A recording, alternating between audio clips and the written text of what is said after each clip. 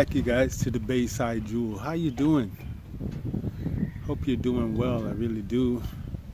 Sending out peace, power, and love from the Gambia to the Americas, South Central and East corners of the world. Yeah, so I know it's been a minute, you guys. I got a couple of things that we're going to talk about. Check this out. I don't know if you guys are aware of this or not, but I find this topic pretty interesting.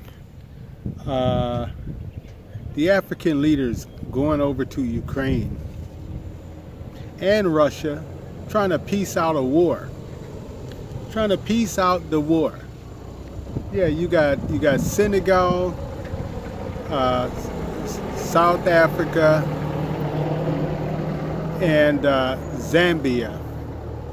All those presidents done went over to Ukraine trying to peace out the war. Yeah, trying to peace out the war. I find it interesting. I'll tell you why I most find it interesting is because, man, they got shit going on in their own backyard.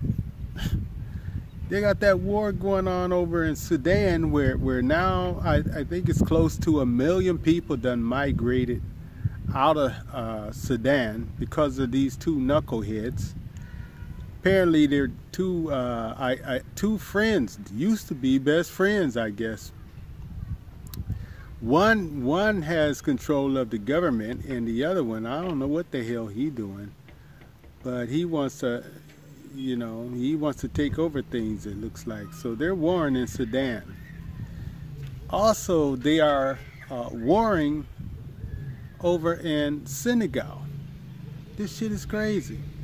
So you got all this shit going on in your own backyard, but you're gonna go try to clean up somebody else's shit. I'm just confused. I'm confused. Now I know one reason they say they want to peace out the war is because the food prices, they said the wheats and grains are getting to be quite expensive. Okay, but over in Sudan, man, you got innocent men, women, and children being killed, man, for this foolishness.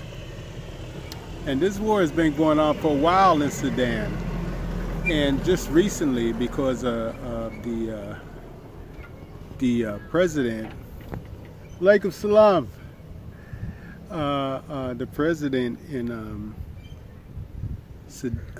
Senegal, he don't want to step down, and he's intimidated by this young brother that's coming up, and the people apparently love him. They want him to be president.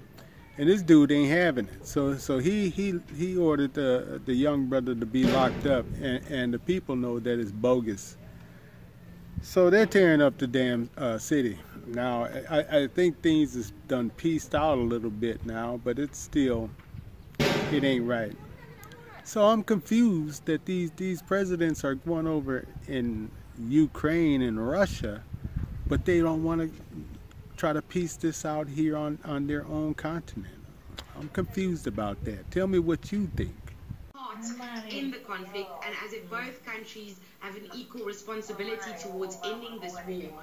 And I think that is what Putin may mean when he said South Africa has a balanced stance. But for many South Africans, including the opposition party, this stance is not balanced at all, but it kind of shows support for Russia, especially amidst allegations that South Africa is arming Russia. You know, across the world, many people are very worried about the plight of the Ukrainian people, many South Africans as well. But our government has maintained that both countries are suffering equally, and that the war has had a terrible impact on Africa because of the secondary impacts, as you said, on food prices. And they just want to find peace negotiations. The other thing is, the other one is this. Check this out. Y'all gonna trip on this one, but I'm gonna have to share it. Some of our people, some of our own people, are seeming to be a little confused about whether they belong in the diaspora or not.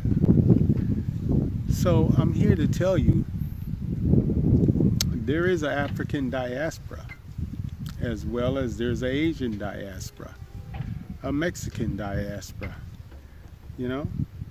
But the thing about it is, I want you to know, I want you to own it, you know, that you are part of the diaspora. Because the way I see it, the diaspora is anyone that was forcibly removed from their homeland. So that definitely applies to you. According to the Atlantic slave trade, that's exactly what happened. So it don't just refer to Jews or Greek. It obviously applies to you. Why wouldn't it not apply to you? I'm not talking about being a national. I'm not talking about being a national. Those of you that are in the Americas, that are born in the Americas, you are a national, but you're also part of the African diaspora. So get it straight. You know, I'm tired of our people trying to take away every little thing that we get.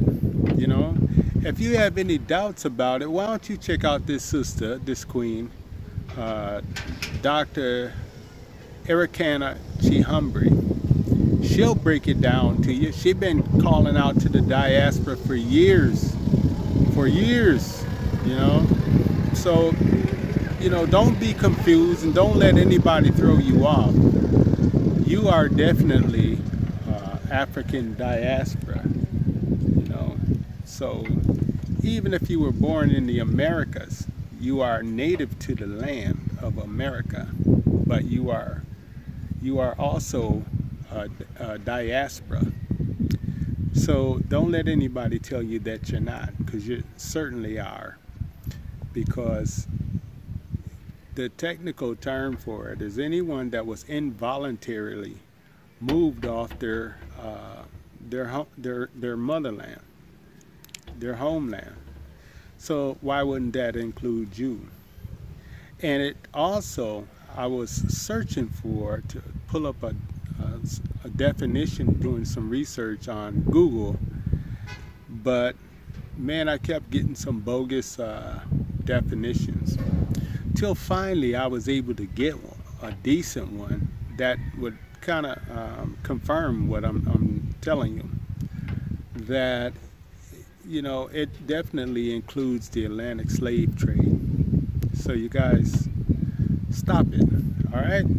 Every time we get an end, one of our own people even try to take it away from you. You are part of the African diaspora. People have been calling you for years. Not only Ghana, other people. So let's get it right. Yeah, and I'm gonna show you this definition. So you stay tuned and check it out.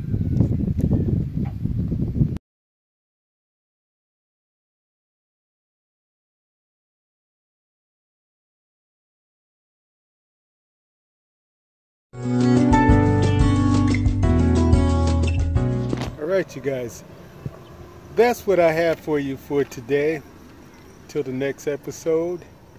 And I hope I brought some clarity on the term diaspora. Yes, you could be a national, indigenous, and a diaspora. Yeah, look at it like that.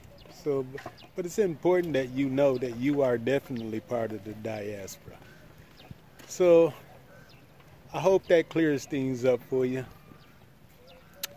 And I'm your host here at Beysidejewel, always trying to bring something to you. To the next episode, you guys. Assalamu alaikum.